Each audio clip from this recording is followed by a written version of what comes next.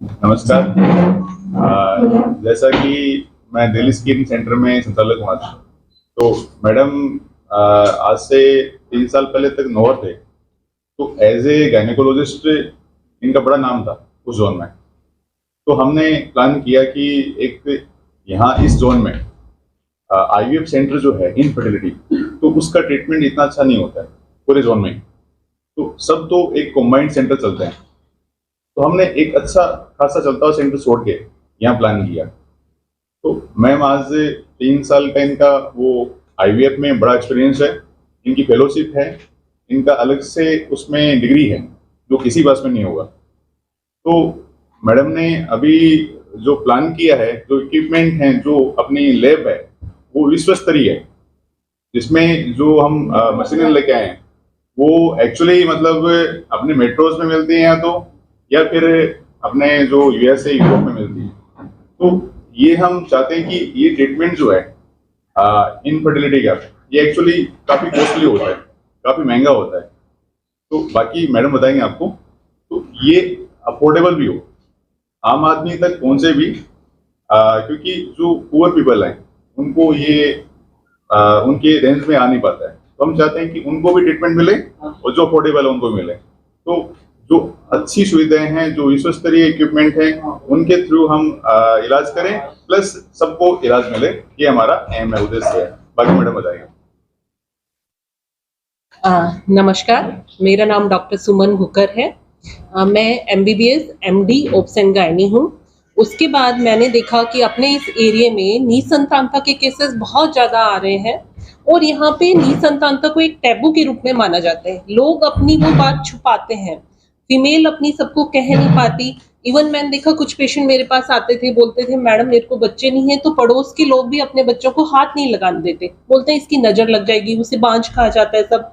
तो फीमेल को बहुत ज्यादा मेंटल स्ट्रेस सहन करना पड़ता है, जबकि ये एक सिंपल बीमारी है जिसका इलाज पॉसिबल है। आज के जमाने में, आज में साइंस इतनी एडवांसमेंट आ गए हैं कि इनफर्टिलिटी अब एक ऐसी चीज है जिसका इलाज पॉसिबल है। आज से पहले लोग बाग क्या करते थे, निसंतानता को छुपाते थे, छुप के झाड़ फूंक करवाते रहते थे, बाबाओं के पास जाते थे और उनको इलाज नहीं मिल पाता था प्रॉपर। उनको पता नहीं था कि ये एक बीमारी है जिसका इलाज पॉसिबल है। तो पहला मैं चाहती हूँ कि निसंतानता के बारे में एक अवेयरनेस क्रिएट हो लोगों में, उनको सही इलाज मिले और उचित दर पर मिले। मेरा मानना है कि हर महिला का एक राइट होना चाहिए प्रेगनेंसी, हर महिला का अधिकार है प्रेगनेंसी, और वो उसको प्राप्त कर सके और उसमें हम एक जरिया बन सके। मैं चाहती हूँ कि ये इलाज थोड़ा महंगा पड़ता है, लेकिन आज ये एक आम आदमी की पहुंच में हो सके। विश्व स्तरीय सारी सुविधाएं मैंने हमारी लैब में लाने की कोशिश की है, जिससे सक्सेस रेट अच्छी मिल सके।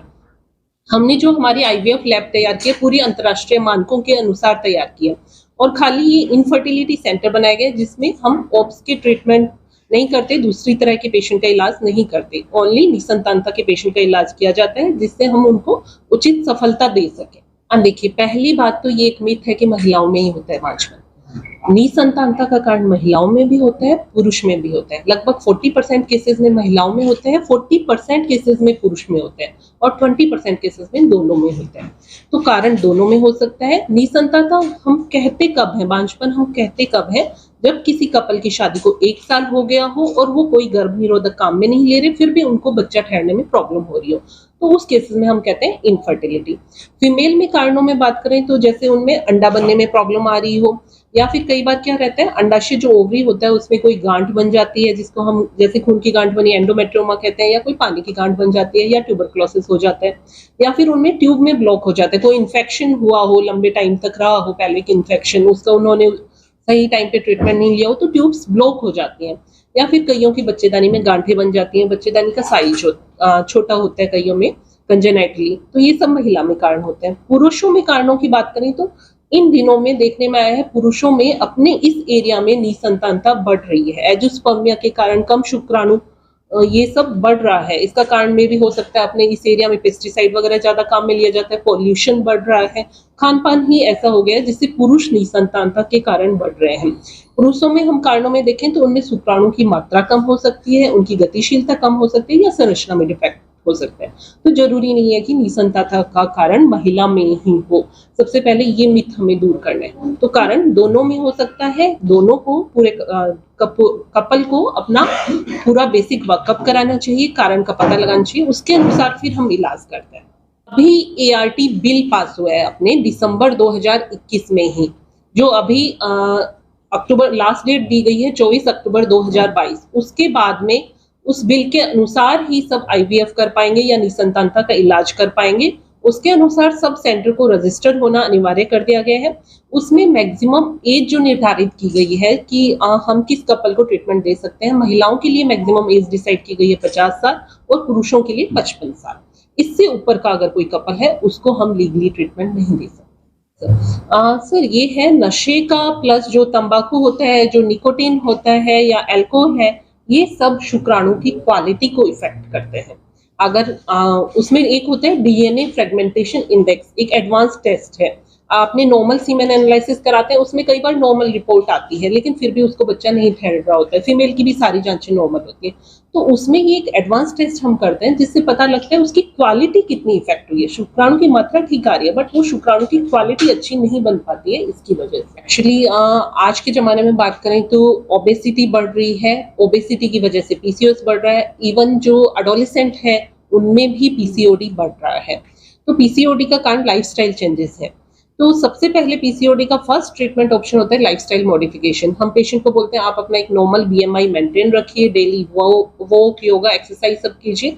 उसके बाद PCOD में क्या रहता है, कुछ एक हार्मोनल इम्बैलेंस होता है, तो उसके लिए उनको पेशेंट को मेडिसिन दिया जाता है। तो फर्स्ट लेकिन ट्रीटमेंट मॉडलिटी PCOS में हमेशा लाइफस्टाइल मॉडिफिकेशन रहती है, और उसके बाद फर्दर उनको क्या रहता है उसके अकॉर्डिंग ट्रीटमेंट किया जाता है। हाँ सर, एक्चुअल अगर अपन सक्सेस रेट की बात करें तो IVF की सक्सेस रेट, जो मैक्सिमम सक्सेस रेट है वो 80% तक होती है पहले चांस में। हम 100 में से 80 लोगों को फर्स्ट चांस में सक्सेस प्रोवाइड कर सकते हैं, ये रहता है। तो जितने पेशेंट आते हैं 80% तो फर्स्ट बार में पॉजिटिव हो ही जाते हैं। उसके बाद अगर जो रहे हैं उनका नहीं होता, फिर उनको फर्दर और एडवांस टेक्निक दी जाती है, ये रहता है। एक छोटी तकनीक है उसमें IVF में इन विट्रो फर्टिलाइजेशन शरीर से बाहर किया जाता है। इन विट्रो में शरीर से बाहर, फर्टिलाइजेशन निषेचन। जबकि IUI में हम जस्ट इंट्रायूट्राइन इंसेमिनेशन, अच्छी गुणवत्ता वाले स्पर्म को छांट के यूट्रस के अंदर ट्रांसफर कर देते हैं। तो फर्टिलाइजेशन की प्रक्रिया महिला के शरीर में होगी और IVF में बाहर होगी।